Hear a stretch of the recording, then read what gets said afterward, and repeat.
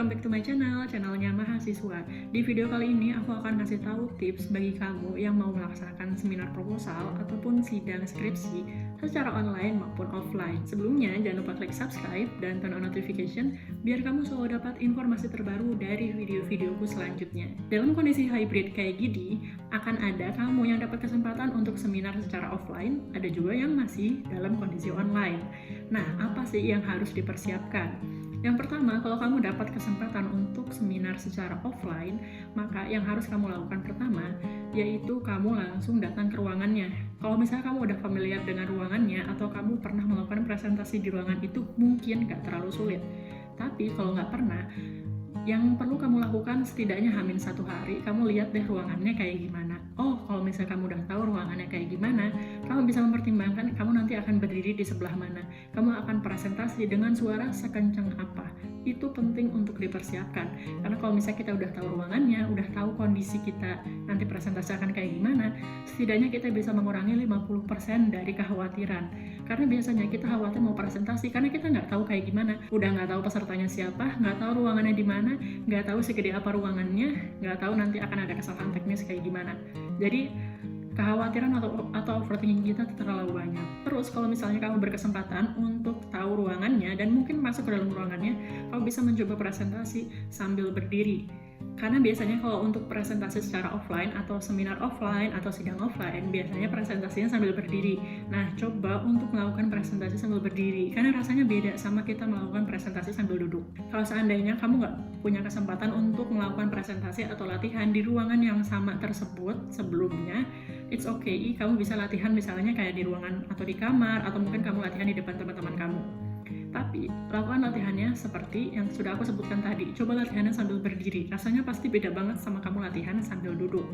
Selain itu, kalau misalnya kamu presentasinya atau seminar proposalnya harus pakai jas, maka coba deh, lakukan presentasi sambil pakai jas dan benar-benar serius presentasi. Rasanya pasti beda banget sama kita presentasi sambil duduk dengan baju ala kadarnya. Kemudian, kalau untuk yang online, apa bedanya sama yang offline? Nah, kalau untuk yang online, kita biasanya presentasinya nggak sambil berdiri, tapi sambil duduk di depan laptop atau mungkin di depan device-nya kita.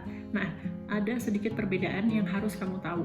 Jadi, saat kita sidang online atau seminar proposal online, salah satu yang jadi permasalahan yaitu adalah koneksi dan juga device-nya kita.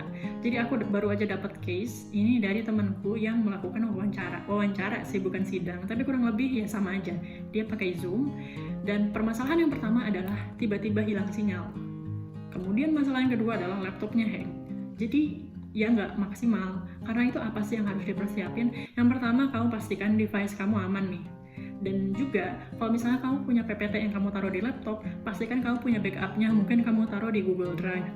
Nah, setelah itu, kalau misalnya mungkin ada masalah dengan laptopnya, kamu masih bisa menggunakan device lain karena kamu punya filenya. Atau mungkin kamu bisa taruh itu di flash disk. Yang kedua, kamu perlu mempersiapkan backupnya nggak cuma dalam format PPT. Ini yang sering aku temuin banget. Jadi, masalahnya, misalnya dia selama ini bikin PPT-nya di laptop dengan Microsoft PowerPoint ya. Nah, terus udah itu ada masalah di laptopnya. Terus dia pindah ke HP menggunakan device yang beda, dan di HP nggak ada Microsoft PowerPoint, adanya XDS. Dan ketika dibuka, ya filenya berantakan. Karena itu saat kamu nge-save, pastikan kamu save file dalam 2 format. Yang pertama format PPT-nya, kalau kamu mungkin memang pengen pakai animasi. Nah, tapi pastikan juga kamu save dalam format PDF. Kalau misalnya ada apa-apa, setidaknya filenya masih bisa dibuka dalam kondisi nggak berantakan. Yang terakhir, kamu perlu latihan menggunakan jas. Kalau misalnya emang latihannya sambil duduk, it's okay, kamu pakai jas. Kemudian kamu benar-benar latihan dengan serius, dengan kondisi misalnya kalau pakai Zoom, ya kamu langsung latihan pakai Zoom-nya. Jadi rasanya pasti akan beda dibandingkan kamu latihan ngomong-ngomongnya sendiri sambil lihat PPT, itu rasanya beda dibandingkan kamu benar-benar pakai aplikasinya. Dan yang pasti kalau misalnya kamu pakai Zoom, atau kalau enggak misalnya harus pakai Google Meet, itu kan cara pengaturannya beda. Nah, pastikan kamu sudah terbiasa dan familiar dengan itu. Karena kalau enggak, pasti bingung nih. Karena aku aja mencoba pakai Zoom, itu latihannya mungkin selama setengah jam sampai 1 jam, sampai oh ini fitur yang ini fungsinya untuk ini. Itu tuh kayak baru tahu setelah kita mencoba. Jadi nggak bisa langsung nyoba langsung ngerti gitu. Jadi butuh waktu dan itu perlu disiapin sebelumnya. Kalau kamu ngerasa pengen latihan Zoom sama siapa ya? Kamu bisa latihan sama temenmu, atau kalau nggak, kamu bisa latihan dengan tim ahli muka kreatif. Kamu bisa konsultasi langsung. Linknya sudah aku taruh di kolom deskripsi ya. Terima kasih sudah menonton video ini sampai akhir. Jangan lupa klik subscribe dan turn on notification. Sampai jumpa di video selanjutnya.